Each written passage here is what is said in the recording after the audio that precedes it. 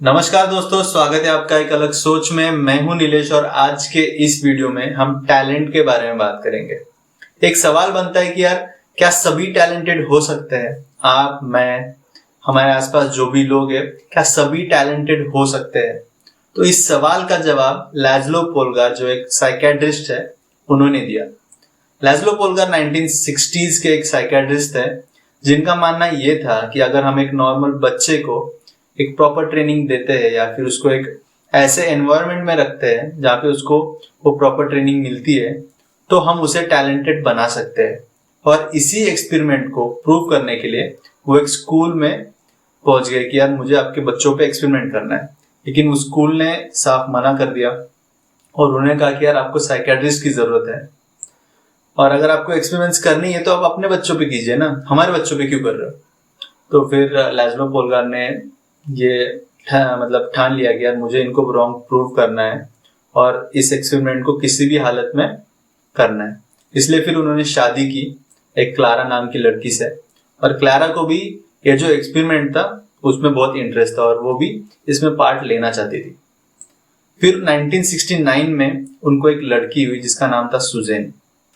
तो लैज़लो अपने लड़की को एक ऐसे फील्ड में ट्रेन करना चाहते थे जिसका जो भी रिजल्ट हो, या फिर जब वो सबसे टैलेंटेड मानने की बात आए तो वो कोई ऑब्जेक्टिफाई ना कर पाए, फिर उस पर कोई डिबेट या डिस्कशन नहीं होना चाहिए। इसलिए उन्होंने चेस चुना, क्योंकि चेस में या तो विनर होता है तो लूजर होता है। अगर वो जीतती है इसका मतलब है कि वो टैलेंटेड है, या अगर वो हारती है तो उसका मतलब है कि वो उतना टैलेंटेड नहीं है। अगर वो अपनी लड़की को एक ऐसे फील्ड में ट्रेन करते जैसे कि पेंटिंग, सिंगिंग या फिर एक नॉवेलिस्ट बनाते, तो लोग वहां पे डिबेट कर सकते थे कि वो बेस्ट है या नहीं। लेकिन अगर वो चेस में उसे ट्रेन करते हैं तो वहां पे कोई ऑब्जेक्टिफाई नहीं कर सकता कि वो टैलेंटेड है या नहीं। इसलिए फिर उन्होंने उसको चेस में ट्रेन करने की ठान ली। लेकिन लैज़लो पोलगार एक मीडियोकर प्लेयर थे, उनको उतना अच्छा चेस आता नहीं था या फिर उनको टेक्निक्स भी नहीं पता थे जिससे वो अपनी बच्ची को पढ़ा सकते।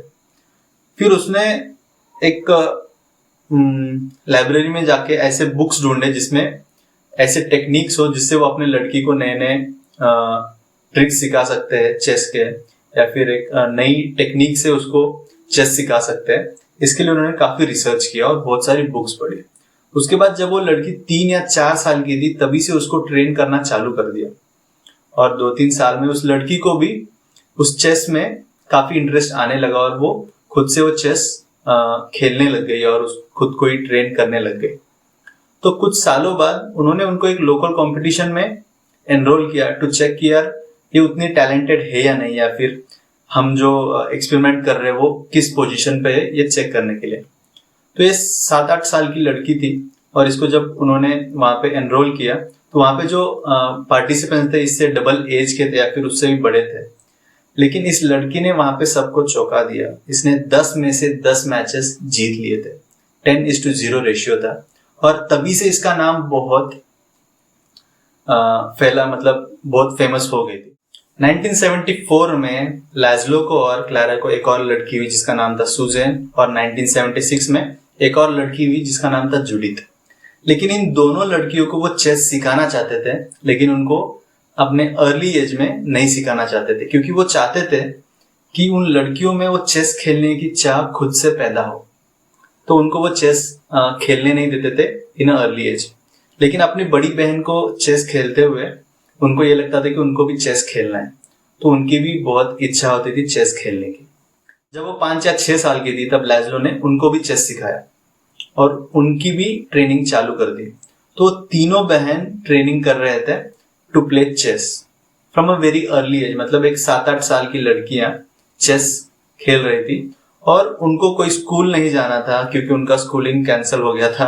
कोई स्कूल नहीं जाना है, बस उनको चेस खेलना था। लैज़लो के इस पागलपन को देखकर लोग सोचते थे कि यार कैसा पागल आदमी अपनी लड़कियों को स्कूल नहीं भेजता, या फिर उनको ऐसी ट्रेनिंग दे रहा है जिसका कोई मतलब नहीं है, या फिर उसको एक पागल मानते थे।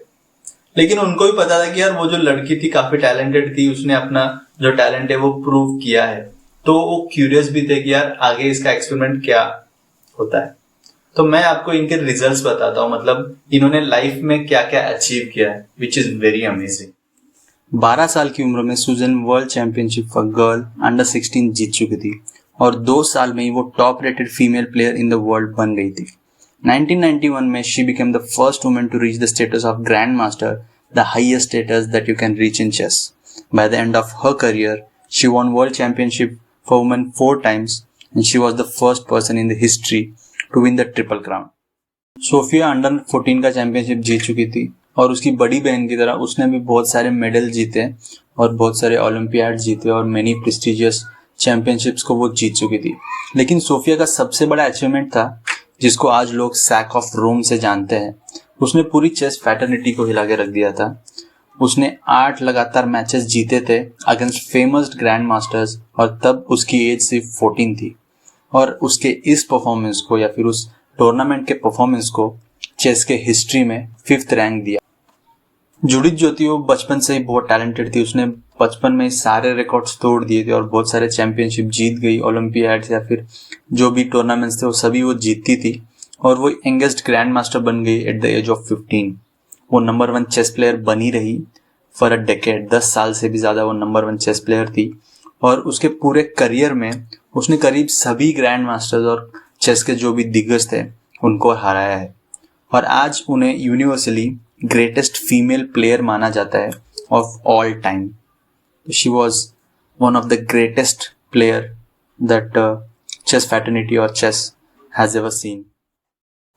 जब ये तीनों बहनें अचीव कर रही थी और इनके सक्सेस का जो डंका था पूरे विश्व भर में फैल रहा था, तब लोगों को लग रहा था कि इनमें भी एक इनबॉर्न टैलेंट है या फिर एक इनेट टैलेंट है जिसकी वजह से इतना अच्छा चेस खेल पा रही थी।